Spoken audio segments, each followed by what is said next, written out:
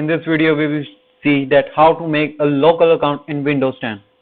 So let's get started.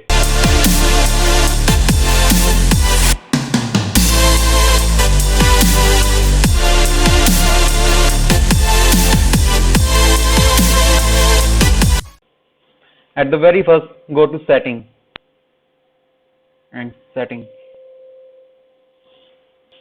and now go to Account.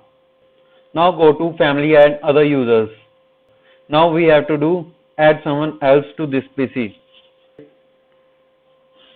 Now you have to click I don't have this person's sign-in information.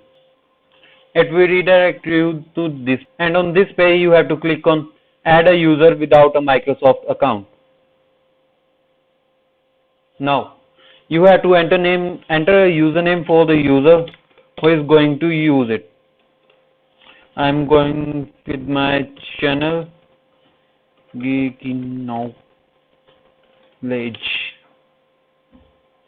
and I am going to type a password for it. Okay, done with the password. Okay, I am done with this. Let's change the account. Switch the account.